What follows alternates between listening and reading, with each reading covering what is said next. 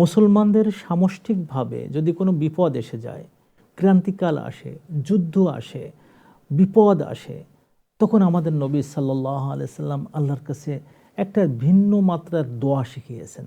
তাকে কুনুতে নাজেলা বলা হয়। কি সেটা? কুনুত নাজেলা মানে হলো বিপদের সময় আল্লাহ তাআলার কাছে দীর্ঘ সময় ধরে দোয়া করা।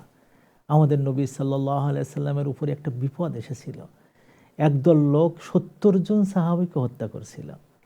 তাদের বিরুদ্ধে আল্লাহ রাসূল সাল্লাল্লাহু আলাইহি সাল্লাম মাগরিবের পরে, ফজরের পরে কিংবা তাহাজ্জুদের পরে, উইতরের পরে তিনি দোয়া করতেন। এই দোয়াগুলো ছিল লম্বা এবং বিশেষ করে ওই শত্রুদের বিরুদ্ধে দোয়া করা, যে শত্রুরা আল্লাহ রাসূলের মনে কষ্ট দিয়েছে, ইসলামকে সর্বনাশ করার চেষ্টা করেছে অথবা ইসলামকে দুনিয়া থেকে সরিয়ে দেওয়ার প্রচেষ্টায় তারা রত ছিল, তাদের বিরুদ্ধে যে দোয়াটা করা হয়, এটা ফজরের নামাজের পরেও করা যায়, ফজরের নামাজের দ্বিতীয় রাকাতের পরেও, অথবা মাগরিবের পরে, মাগরিবের তৃতীয় রাকাতের পরে, এবং কখনো কখনো উইতরের সর্বশেষ কুনুতের, আসল কুনুতের সাথে কুনুতে নাজেলা পড়া। আল্লাহ রাসূল সাল্লাল্লাহু আলাইহি ওয়াসাল্লাম এটা আমাদের শিখিয়ে দিয়েছেন, যাতে করে যখন আমরা কোনো বিপদে পড়ি তখন এই দোয়াগুলো যেন আমরা পড়ি।